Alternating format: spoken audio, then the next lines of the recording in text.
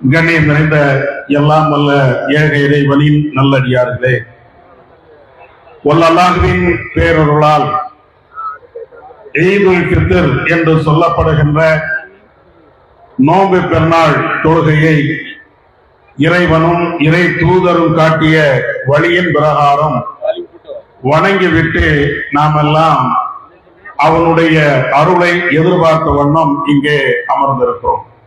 இந்த நல்ல சந்தர்ப்பத்திலே ஏக இறைவனுடைய அன்பும் கருணையும் அவனுடைய நேரான வழியையும் நம் அனைவர்கள் மீதும் உண்டாகட்டுமாக என்ற பிரார்த்தனையோடு என்னுடைய இந்த உரையை நான் ஆரம்பம் செய்கிறேன். அன்பு மிகுந்த சகோதரர்களே, இன்றைய தினம் என்பது ஏற்கனவே நாம் ஒரு மாத காலம் நோன்பு நோற்றனுடைய முடிவு தினம். இந்த ஒரு மாத காலம் என்பது இறைவனுக்காக நாம் மிகப்பெரிய தியாகத்தை எல்லாம் செய்திருப்போம். இன்னும் சொல்ல வேண்டும் என்றால், இந்த ஒரு மாத காலம் என்பது நம்மிடத்திலே இறையச்சம் என்பது வெளிப்படக்கூடிய ஒரு மாதமாக இருந்தது. அல்லாஹ் தன்னுடைய திருமறை குர்ஆனிலே சொல்லி தந்ததை போன்று நம்முடைய வணக்க வழிபாடுகளை அமைத்திருப்போம். இந்த நோன்பு என்பது முழுக்க முழுக்க இறையச்சத்தை மையமாக அடிப்படையாக கொண்டு இறைவன் கடமையாக ஆக்கியிருக்கிறார்.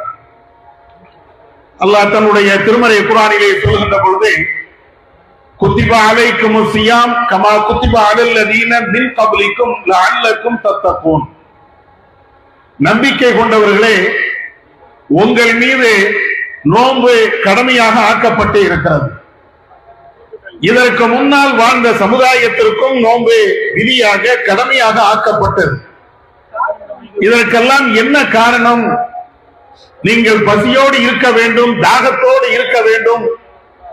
இன்ன பிற மக்கள் வறுமையை எப்படி சுவைக்கிறார்களோ அந்த வறுமையினுடைய நிலையை நீங்கள் தெரிந்து கொள்ள வேண்டும் என்பதா அதனுடைய அர்த்தம்? அதுவல்ல. வறுமையை தெரிய வேண்டும் என்பதற்காக இந்த நோன்பை நாம் கடமையாக ஆக்கவில்லை. அதே நேரத்திலே இறையச்சம், ஏக இறைவனை பயந்து நடக்கக்கூடிய அந்த தக்வா என்று சொல்லப்படுகின்ற அந்த இறையச்சம் வளர வேண்டும்.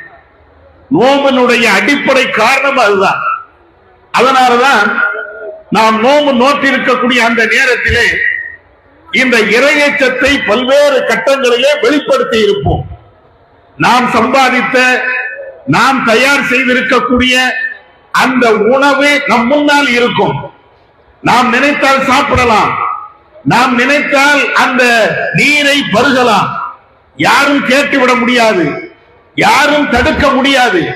இருந்தாலும் நம் முன்னால் இருக்கக்கூடிய அந்த உணவை, நம் முன்னால் இருக்கக்கூடிய அந்த குளிர்பானங்களை அல்லது இது போன்ற உயர்தரமான உணவுகளை என்ன நிலையா இருந்தாலும் சாப்பிடாமல் மறுத்து கொண்டே இருந்தோம். ஏன்? அல்லாஹ் சாப்பிடக்கூடாது என்று சொன்னார்.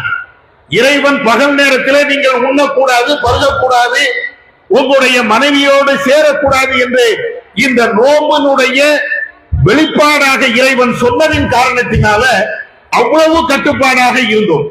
இறைவன் சொல்லிவிட்டான் என்பதற்காக எனக்கு உணவு தேவையில்லை, பகல் நேரத்தில் நான் சாப்பிட மாட்டேன், இறைவன் சொல்லிவிட்டான் என்பதற்காக என்னிடத்தில் குடிபானங்கள் இருந்தால் நான் குடிக்க மாட்டேன் என்ற அந்த இறையச்சத்தை வெளிப்படுத்தினோம். இந்த இறையச்சம் என்பது இந்த நோம்புடைய காலத்திற்கு மாத்திரம்தானா அல்லது நம்முடைய வருங்காலத்தில் நம்முடைய ஒவ்வொரு நிமிடத்திலையும் கடைபிடிக்க வேண்டிய ஒரு நிலையா? திருமறை குர்ஆனிலே இந்த நோன்பை அல்லாஹ் எப்படி கடமையாக ஆக்கினானோ அதே போன்று இறையச்சத்தையும் நமக்கு கடமையாக ஆக்கியிருக்கிறான். அல்லாஹ் தன்னுடைய திருமறையிலே சொல்கிறான், வலகது வஸைனல்லதீன ஊத்துல் கிதாப மின் கப்லிக்கும் வ இய்யாக்கும் அனித்தகுல்லாஹ். மனிதர்களே, தெரிந்து கொள்ளுங்கள், உங்களுக்கு முன் வாழ்ந்த சமுதாயத்தவர்களுக்கும் வேதம் கொடுக்கப்பட்டவர்களுக்கும் ஏக இறைவனை நீங்கள் அஞ்சிக் கொண்டே இருக்க வேண்டும், தக்குவாதாரியாக வாழ்ந்து கொண்டே இருக்க வேண்டும் என்று நாம் உங்களுக்கு மீண்டும் மீண்டும் வலியுறுத்தி சொல்லிக் கொண்டே இருக்கிறோம். இறைவன் இந்த இறையச்சத்தை நமக்கு மாத்திரம் சொல்லல, ஆத நபியுடைய காலத்தில் இருந்து இறுதி மனிதன் வருகின்ற வரை எல்லா மனிதர்களுமே இறையச்சத்தை கடைபிடிக்க வேண்டும், தக்குவாவை கடைபிடிக்க வேண்டும். ஏதோ ஒரு மாசத்துக்கு இறையச்சம், ஒரு குறிப்பிட்ட நாளுக்கு இறையச்சம், ஒரு குறிப்பிட்ட மணி துளிகள்ல இறையச்சம், அது ஒரு மூமினுக்கு அழகல்ல. வாழ்நாள் முழுவதும் அவன் இறையச்சத்தோடு வாழ வேண்டும். இதைத்தான் இந்த வசனத்தில் இறைவன் அவ்வளவு அழுத்தம் திருத்தமாக நமக்கு சொல்லி தருகிறான். இறையச்சம்னா என்ன? நாம எல்லாருமே பேசுகிறோம், நான் தக்குவாதாரி, நான் இறையச்சவாதி, அவர் இறையச்சவாதி என்றெல்லாம் நமக்கு நாமே மாறி மாறி பேசிக்கொண்டே இருப்போம். இறையச்சம்னா என்ன? இறையச்சம் என்றால் நாம மனசுக்குள்ள ஒரு கற்பனையில அல்லது ஒரு சிந்தனையை வளர்த்து வைத்திருப்போம். இறையச்சம் என்றால் ஏதோ அல்லாஹ்வை பயப்படணும். எப்படிப்பா பயப்படுவது? ஒரு பாம்பு வந்தால் பயப்படுவோம்ல, ஒரு தேள் வந்தால் பயப்படுவோமா இல்லையா? அல்லது நம்மை அடிக்கக்கூடிய அல்லது நம்மை வீழ்த்தக்கூடிய வேறு ஏதாவது ஒரு சக்தி வந்தால் அதை பார்த்தால் பயப்படுவோமே, இத மாதிரியா? அது மாதிரி அல்ல. அப்படி என்றால் ஒரு பாம்பை பயப்படுவது போன்று, ஒரு தேளை பயப்படுவது போன்று இறைவனை பயப்பட வேண்டும் என்றால் இறைவன் நமக்கு முன்னால் வந்து நிற்கணும். அப்படின்னா தான் அந்த பயம் வரும். பாம்பு இல்லாத நேரத்துல பாம்பை பார்த்து யாரும் பயப்பட மாட்டோம். ஒரு நாய் இல்லாத நேரத்துல நாயை பார்த்து யாரும் பயப்பட மாட்டோம். எப்ப பயப்படுவோம்? நாய் கடிக்க வருது, பாம்பு நம்மை கொத்த வருகிறது, அல்லது ஒரு சிங்கம் நம்மளை விரட்டுகிறது, அதை கண்முன்னால பார்க்கிறோம். அப்படி பார்க்கின்ற அந்த நேரத்தில் தான் பயம் நமக்கு வரும். இதே மாதிரியே அல்லாஹ்வை பயப்படுறோம்.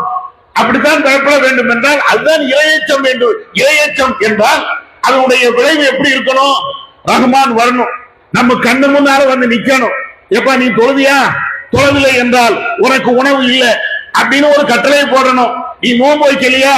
உனக்கு எந்த ஆரோக்கியத்தையும் தர மாட்டேன் அப்படின்னு அல்லாஹ் அங்கே சொல்லணும். இப்படியா அல்லாஹ் நேரடியா வந்து பேச போறானா? ஒரு காலத்தில் நேரடியா வரமாட்டான். இறைவனை இந்த உலகத்தில் நம்மால பார்க்க முடியாது. இறைவன் அவ்வளவு தெளிவாக சொல்லி காட்டி விட்டான். எனவே ஒரு பாம்பை பயப்படுவது போன்று, இன்ன பிற உயிரினங்களை பயப்படுவது போன்று இறைவனை அந்த பயத்தோடு ஒப்பிட முடியாது. அப்படி என்றால் இறையச்சம் என்றால் என்ன? அல்லாஹ்வை பயப்பட வேண்டும், இறைவனோடு நாம அவனுடைய சிந்தனையை வளர்த்துக் கொள்ள வேண்டும் அப்படின்னு அதனுடைய அர்த்தம் தான் என்ன? சிம்பிளான அர்த்தம் தான். இறைவனை பயப்படுகிறோம் என்றால் இறைவனை பார்க்க இயலாது, ஆனால் பார்க்கக்கூடிய ஒரு நாள் வரும். அது எந்த நாள்? நம்ம எல்லாத்தையும் ஒரு நாள்ல இறைவன் ஒன்று திரட்டுவான. இப்ப இங்க திரண்டு இருக்கிறோம், இது குறிப்பிட்ட ஊரு, குறிப்பிட்ட ஆட்கள் நம்ம சேர்ந்து இருக்கிறோம். அகில உலகத்தையும் சார்ந்த, ஆரம்பத்தில் படைக்கப்பட்ட இறுதியாக வரக்கூடிய எல்லா மனிதர்களையும் அந்த மஹ்ஷர் மைதானத்துல இறைவன் ஒன்று திரட்டுவான. அந்த நேரத்தில் ஒவ்வொரு மனுஷன்டையும் இறைவனை நேரடியாக ஒன் டு ஒன்னாக அவன் விசாரணை செய்வான. அந்த விசாரணை நாளை பயப்படுவது, இதுதான் இறையச்சம். ரஹ்மானை பயப்பட வேண்டும் என்றால் ரஹ்மான் இன்னைக்கு வந்து நமக்கு நல்லதும் செய்யலாம், கெட்டதும் செய்யலாம். முஸ்லிம்களுக்கு மாத்திரம் அல்ல, உலகத்தில் இருக்கக்கூடிய அத்தனை பேர்களுக்கும் அல்ல நல்லதையும் கொடுப்பான், கெட்டதையும் கொடுப்பான். உலகத்தினுடைய நிலை அப்படித்தான். முஸ்லிம்களுக்கு மாத்திரம்தான் நல்லதே அல்லாஹ் நாடுகிறானா? மற்றவர்களுக்கு அல்லாஹ் நல்லதை கொடுக்கலையா? உணவை கொடுக்கலையா? ஆரோக்கியத்தை கொடுக்கலையா? செழிப்பான வாழ்வை கொடுக்கலையா? எல்லாத்தையும் கொடுக்கத்தான் செய்யறான். நமக்கு மட்டும் இல்ல, முஸ்லிம்களுக்கு மாத்திரம் இல்ல, எல்லாத்துக்கும் கொடுக்கிறான். இந்த உலகம் என்பது நல்லவர்களுக்கும் கொடுப்பான், கெட்டவர்களுக்கும் கொடுப்பான். ஆனா மறுமைங்கிறது நல்லவர்களுக்கு மாத்திரம்தான். அந்த ஏக இறைவன் தயாராக வைத்திருக்கக்கூடிய அந்த சொர்க்கம் இணை வைக்கக்கூடியவர்களுக்கு, முஷ்ரிக்குகளுக்கு, அல்லாஹ்வை மறுத்தவர்களுக்கு, கடவுளை இல்லை என்று சொன்னவர்களுக்கு அங்கே எந்த விதமான உரிமையும் இருக்காது. இறைவன் அவர்களை எல்லாம் தேடி தேடி, நீ கடவுளை மறுத்தாயா, வா சொர்க்கத்திற்கு, கடவுளுக்கு இணை கற்பித்தாயா, வா நீ சொர்க்கத்துக்கு என்று அழைக்க போற. யாரப்பா தௌஹீத்வாதி? யார் என்னை மாத்திரம் இந்த உலகத்தில் வாழ்ந்தா, என்னுடைய கட்டளையை மாத்திரம் யார் பின்பற்றினா அந்த நல்லடியார்கள் வரட்டும். நான் சொன்ன மாத்திரத்திலே நோன்பு வைத்தானே அந்த நல்லடியார் வரட்டும். நான் சொன்னதற்காக வேண்டி தான தர்மங்கள் செய்தானே அந்த நல்லடியார் வரட்டும். நான் சொன்னதற்காக வேண்டி இந்த உலகத்தில் எத்தனை வசதிகள் இருந்தாலும் எல்லாவற்றையும் தூக்கி எறிந்துவிட்டு இறைவனுடைய கட்டளையை நிறைவேற்றினான அவன் வரட்டும். அல்லாஹ் அல்லாஹ் என்று என்னை பயந்து வாழ்ந்தான அந்த அடியார்கள் எல்லாம் வரட்டும். இதுதான், இப்படிதான் மறுமையில பார்ப்பான். உலகத்துல நல்லவர்கள் கெட்டவர்கள் எல்லாத்துக்கும் அல்லாஹ் வாரி வாரி கொடுப்பான். ஆனா மறுமையை பொறுத்து மட்டும் நல்லவர்களுக்கு மாத்திரம் தான் கொடுப்பான், கெட்டவர்களுக்கு அங்கே நரகத்தை பரிசாக வழங்குவான். அதனாலதான் திருமறை குர்ஆன்ல பல்வேறு இடங்களில் இறைவன் இறையச்சத்தை பற்றி பேசுகின்ற பொழுது இன்னொரு விஷயத்தையும் மறுமை சார்ந்த விஷயத்தையும் நமக்கு தெளிவாக சொல்வார். வத்தகு யௌமன் துர்ஜஊன ஃபீஹி இலல்லாஹ், தெரிந்து கொள்ளுங்கள், ஒரு நாளை நீங்கள் அஞ்சிக் கொள்ளுங்கள். அந்த நாள் எப்படிப்பட்ட நாள்? நீங்கள் அத்தனை பேர்களுமே ஒன்று திரட்டப்படுவீர்கள். யாராக இருந்தாலும் சரி, மறுமையை நம்பியவன் மறுமையை நம்பாதவன், இந்த உலகம்தான் வாழ்க்கை, மறுமை என்பது இல்லை என்று யார் சொன்னாலும் சரி, மறுமை வாழ்க்கை இருக்கிறது என்று நம்பியவர்களா இருந்தாலும் சரி, அத்தனை பேர் அங்கு வரணும். அந்த நாளை நீங்கள் அஞ்சிக் கொள்ளுங்கள். வத்தகு யௌமன் துர்ஜஊன ஃபீஹி இலல்லாஹ், அந்த நாளை, அந்த மனுஷர் தினத்தை, மீண்டும் எழுப்பப்படுகின்ற அந்த நாளை நீங்க அத்தனை பேருக்கு அஞ்சிக் கொள்ளுங்கள். அந்த நாள் தான் நீங்கள் என்னென்ன உலகத்தில் செய்தீர்களோ அனைத்து நன்மை தீமை எல்லாத்துக்குமே நீங்கள் கூலி கொடுக்கப்படுவீர்கள். நீங்கள் யாரும் அநியாயம் செய்யப்பட மாட்டீர்கள் என்று குர்ஆன்ல சொல்கிறார். இந்த நாள் அஞ்ச வேண்டாமா? இதுக்கு பேரு தானே இறையேற்றம். மறுமையை அஞ்சுவதற்கு பேர் தானே இறையேற்றம். உலகத்துல நாம செய்யக்கூடிய தவறுகளுக்கெல்லாம் இறைவன் உடனுக்குடனே தண்டனை கொடுக்க போறதில்லை. ஒரு பேச்சுக்கு அப்படி தண்டனை கொடுப்பான் என்று வைத்துக் கொள்வோம். ஒரு நாய் கடிக்கிற மாதிரி அதுக்கு பயப்படுதாம, ஒரு சிங்க துரத்தி வந்தால் பயப்படுகிறோம். அதே மாதிரி நான் செய்யக்கூடிய ஒவ்வொரு தவறுக்கும் அவ்வப்போது இறைவன் தண்டிக்கிறான் என்றால், எனக்கு உள்ள வசதிகளை இறைவன் குறைத்து விடுகிறான் என்றால், அப்ப யாரெல்லாம் இஸ்லாத்துக்கு வருவாங்க தெரியுமா? இன்னைக்கு இருக்கக்கூடிய மோடி உட்பட எல்லாருமே இஸ்லாத்துக்கு வந்துருவாங்க. ஏன்? கண் முன்னால பாக்குறாங்கல்ல இறைவனுடைய அந்த செயல்பாடுகளை, இறைவன் நமக்கு தருகின்ற அந்த தண்டனைகளை நேருக்கு நேரா பார்த்தா எல்லாருமே இஸ்லாத்துக்கு வந்துருவாங்க. ஆனா இறைவனுடைய நேதி அது அல்ல. என்னை நேருக்கு நேராக பார்க்காம இருந்தாலும் நீங்கள் மரணித்ததற்கு பின்னால் ஒரு வாழ்வு இருக்கிறது, அங்கே என்னை பார்ப்பீர்கள், அங்கே நல்லது கெட்டது எல்லாத்திற்குமே கூறி வழங்கப்படும் என்று நான் சொல்லி இருக்கிறேன். அந்த உத்தரவுக்கு, அந்த வார்த்தைக்கு நீங்கள் கட்டுப்படுவீர்கள் என்றால் அதுக்கு பேர் தான் இறையேற்றம். இதைத்தான் இறைவன் பல்வேறு வசனங்கள்ல திரும்ப திரும்ப நமக்கு சொல்கிறான். இப்ப நீங்க இந்த அடிப்படையை நீங்கள் புரிந்து கொண்டீர்கள் என்றால் நம்முடைய வாழ்க்கையை நீங்க ஒவ்வொன்னா புரட்டி பாருங்க.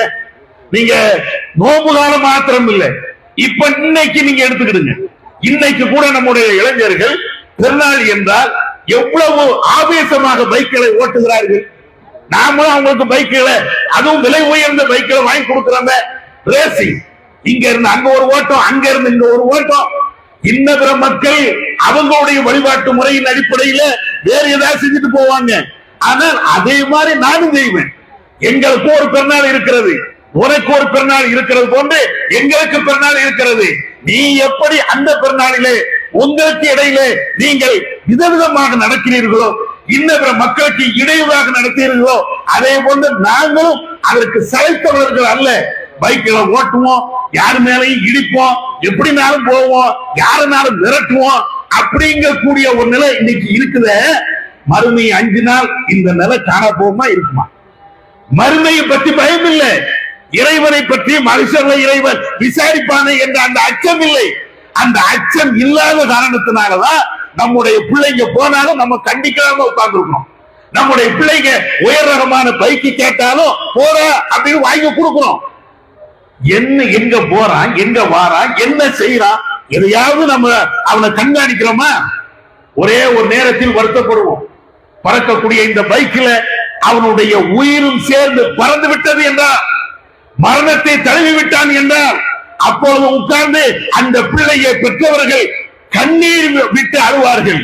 என் பிள்ளைக்கு நான் இதை வாங்கி கொடுத்தேனே, என் பிள்ளைக்கு அதை வாங்கி கொடுத்தேனே, இப்ப என்னோடு இல்லையே. அந்த நேரத்தில் கை சேதம் அடைவதை விட பிள்ளைகளை வளர்க்கின்ற பொழுது முறையாக சொல்லி வளர்த்திருந்தால், எதை நாம அவங்களுக்கு வாங்கி கொடுப்பதா இருந்தாலும் அதனுடைய நல்லது கெட்டது அனைத்தையும் சொல்லி வளர்த்திருந்தால் இவ்வளவு பெரிய பிரச்சனைகள் வருமா? அதனால இந்த இறையேற்றத்தை நாமளும் கடைபிடிக்கணும், நம்முடைய பிள்ளைகளுக்கும் சொல்லிக் கொடுக்கணும். ஒவ்வொரு தடவையும் இதை சொல்லிக் கொடுங்க. மருமை ஒண்ணு இருக்குப்பா, இந்த உலகம் நிரந்தரம் கிடையாது. ஒவ்வொருத்தரும் மரணத்தை சுவைத்தே தீர வேண்டும். அதை சொல்லி காட்டுங்க. குல்லு நஃப்ஸின் ஸாயிகத்துல் மௌத். நீனா இருந்தாலும் நானா இருந்தாலும் ஒரு நேரம் இல்லை என்றால் இன்னொரு நேரத்தில் செத்தே தீரணும். அதுல யாருக்கும் விதிவிலக்கு கிடையாது. இந்த உலகத்துல எவனுமே வருட கணக்குல ஆயிரக்கணக்கான வருடங்கள்ல வாழ்ந்தவன் எவனும் கிடையாது. ஏதோ 50 வருஷம் 60 வருஷம் 70 வருஷம், இன்னும் சொல்ல போன கின்னஸ் ரெக்கார்டு என்றால் ஒரு 120 வருஷம், இவ்வளவுதான். நாம இறந்ததற்கு பின்னால் அங்கோட நிலை என்ன? இதை சொல்ல வேண்டாமா? நம்ம பிள்ளைகளுக்கு நமக்கு இதை திரும்ப திரும்ப சொல்ல வேண்டாமா? இதை மாத்திரம் ஒவ்வொரு முஸ்லிமும் நினைத்தால் அவனுடைய வாழ்க்கை எங்கேயோ போயிடும். வரதட்சணை வாங்கும் போது அதே செத்து போயிருவோண்டா, நாம உயிரோடு இருக்க மாட்டோம். இந்த காசை வாங்கின அந்த நேரத்தில், வட்டி வாங்குகின்ற அந்த நேரத்தில் இறைவன் நம்முடைய உயிரை வாங்கிவிட்டான் என்றால் இந்த தீமையை செய்தவனாக மனுஷங்க வர வேண்டிய நிலை வருங்க, அல்லாஹ்விடத்தில் பதில் சொல்லக்கூடிய நிலை வருங்க அப்படின்னு நீங்க நினைச்சு பாருங்க. வட்டி வாங்குவோமா? அதனுடைய வாடையாவது நம்ம இடத்தில் வருமா? அல்லது தீமையான காரியங்கள் எதையாவது நாம செய்ய முற்படுவோமா? ஒரு காலத்திலே நிக்க மாட்டோம். அதனால இந்த இரையச்சம் முதல்ல நமக்கு தேவை. ரமலானோடு போய்விட்டது என்று இல்லாமல் ரமலானுக்கு பின்னாலும் ஒவ்வொரு நொடியிலையும் இந்த இரையச்சத்தை நாம சொல்லிக்கிட்டே இருப்போம். இது ஒரு விஷயம். அடுத்து இன்னொன்னு என்னன்னா, ஒட்டுமொத்த சமுதாயத்திற்கும் இந்த இரையச்சம் தேவை. அல்லாஹ்வை பயப்படக்கூடிய, மனுஷரை அஞ்சக்கூடிய மீண்டும் இன்னொரு வாழ்வு இருக்கிறது. அந்த வாழ்விலே உலகத்தில் நாம செய்த நல்லது கெட்டது அனைத்தையும் விசாரிக்கப்படுவோம் என்ற அந்த இரையச்சம் உலகத்தில் வாழ்கின்ற எல்லாத்துக்கும் தேவை. மோடிக்கும் தேவை, அத்வானிக்கும் தேவை, இன்றைக்கு உலகத்திலே மகா ரவுடியாக காட்டிக் கொள்ளக்கூடிய ட்ரம்புக்கும் தேவை. இந்த உலகத்திலே இன்றைக்கும் எல்லா நாட்டையும் நாங்கள் ஆட்டி படைப்போம் என்று பேசுகின்ற நெதன்யாவுக்கும் தேவை. இரையச்சம் இல்லாத காரணத்தினால் இன்றைக்கு பல அப்பாவி உயிர்கள் பலிகளாக ஆக்கப்படுகிறது. உலக தலைவர்கள் அத்தனை பேர்களுமே வேடிக்கை பார்த்துக் கொண்டுதான் இருக்கிறார்கள். காசாவிலே கொண்டு குவித்தார்களே நம்முடைய இனத்தை சார்ந்த சகோதரர்களை, எவ்வளவு பெரிய வேதனை, எவ்வளவு பெரிய கொடுமை. உலகம் யாருமே அதை கண்டுகொள்ளவில்லையே. பச்சிளம் குழந்தைகள் நடுவோட்ட போட்டு வெடிகுண்டுகளை, துப்பாக்கிகளை கொண்டு அவர்களை கொலை செய்தார்களே. வீடுகளிலே இருந்தவர்களே வீடற்றவர்களாக, நாடற்றவர்களாக நடு வீதியிலே கொண்டு வந்து நிப்பாட்டினார்களே.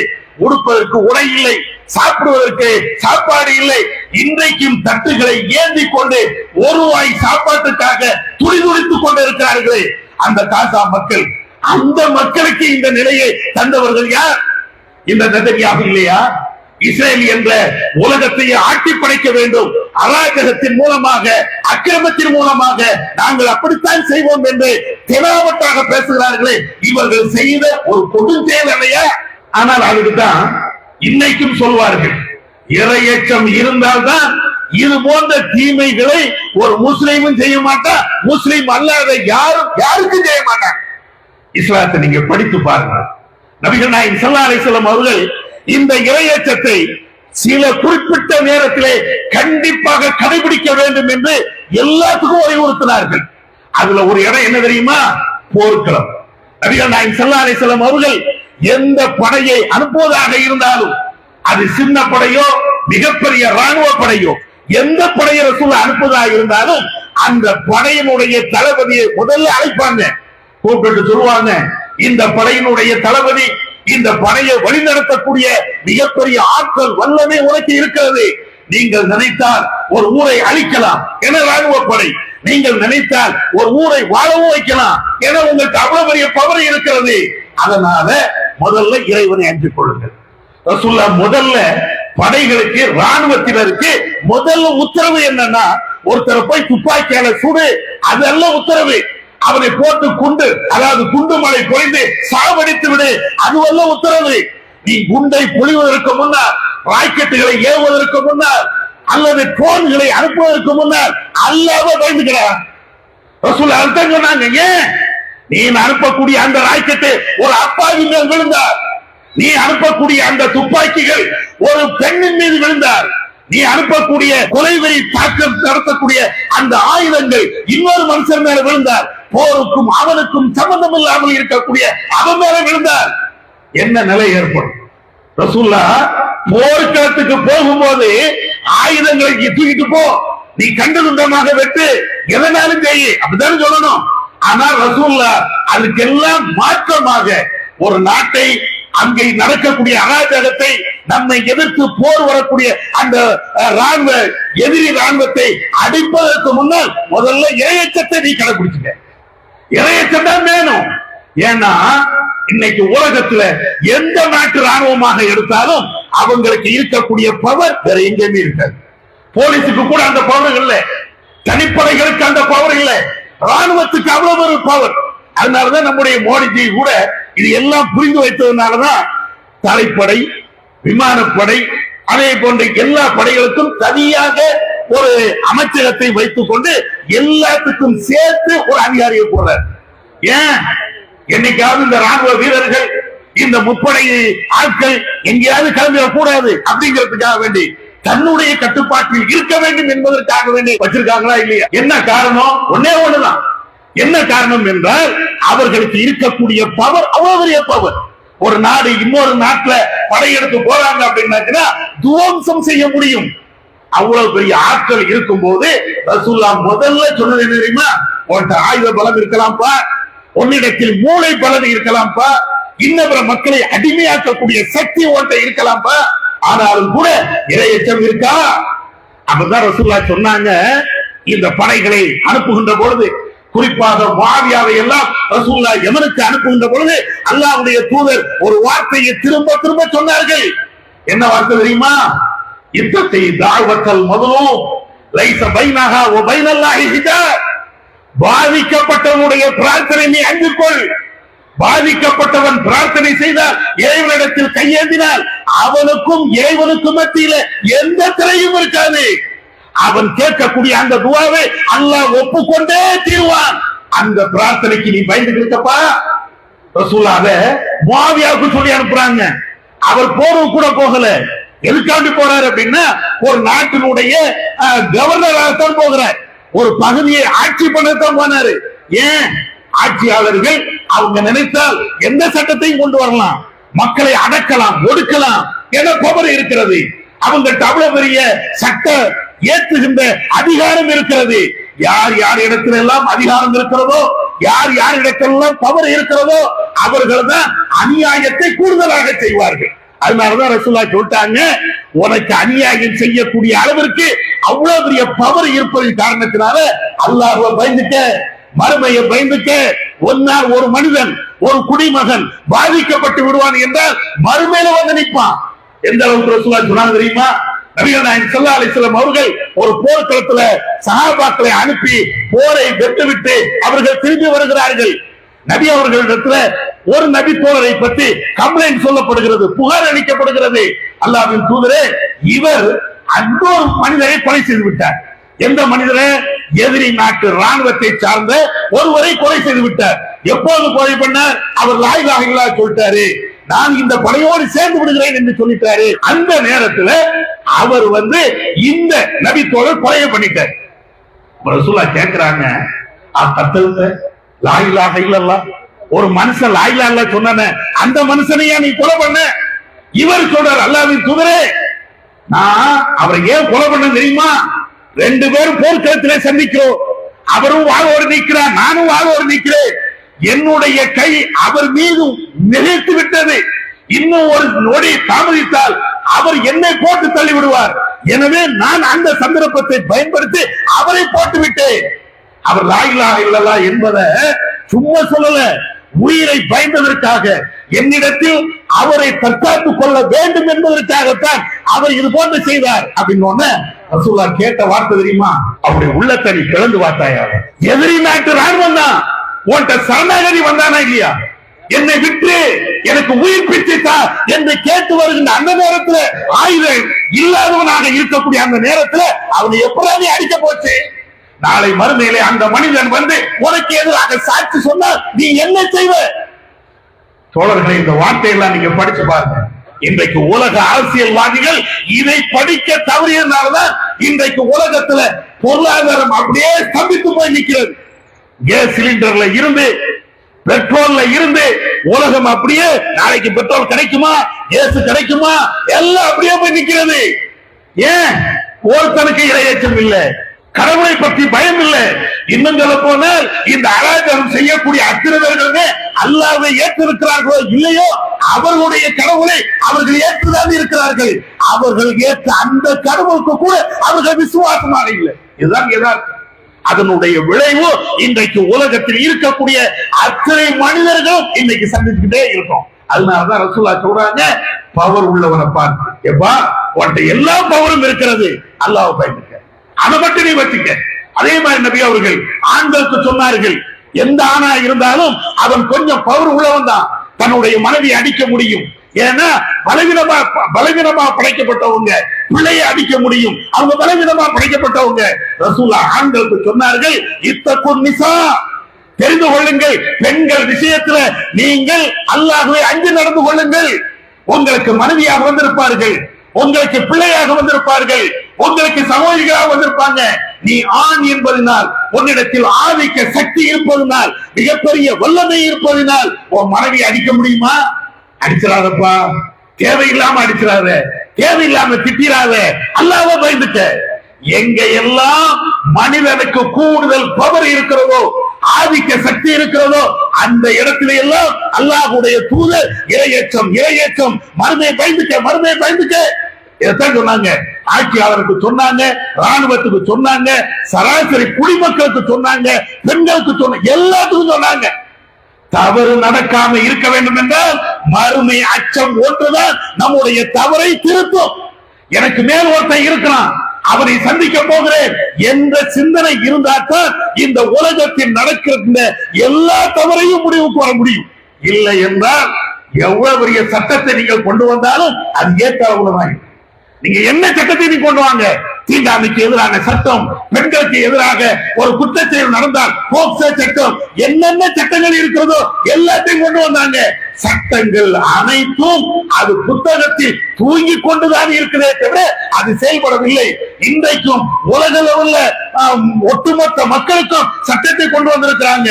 அந்த சட்டமும் காசாவுக்கு ஏதாவது பதில் சொல்லிச்சா, ஈரானுக்கு பதில் சொல்லிச்சா, கத்தருக்கு பதில் சொல்லிச்சா, அரபு நாடுகளுக்கு பதில் சொல்லிச்சா? இல்லை. அந்த சட்டங்கள் அனைத்தும் தூங்கி கொண்டுதான் இருக்கிறது, பேப்பர்ல எழுதப்பட்டுதான் இருக்கிறது. அகில உலக சட்டங்கள், இந்திய அரசியல் சாசன சட்டம் எல்லாமே பேப்பர்ல உறங்கி கொண்டுதான் இருக்கிறது. ஏன் தெரியுமா? இரையச்சம் இல்லை. நீங்க இரையச்சத்தோடு நீங்கள் வாழ்வதாக இருந்தால் எல்லாமே சரியாக நடக்கும். அதுதான் இஸ்லாம் நமக்கு எல்லா நேரத்திலையும் ஒரு பாடமாக சொல்லித் தருகிறது.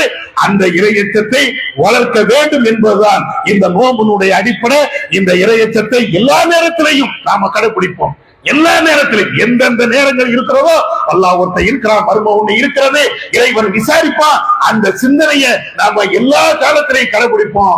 அல்லாஹ் நம்ம அனைவருக்கும் அருள் செய்வானாக. வாஹிதவனா அல்ஹம்துலில்லாஹி ரப்பில் ஆலமீன். அல்லாஹு அக்பர், அல்லாஹு அக்பர்.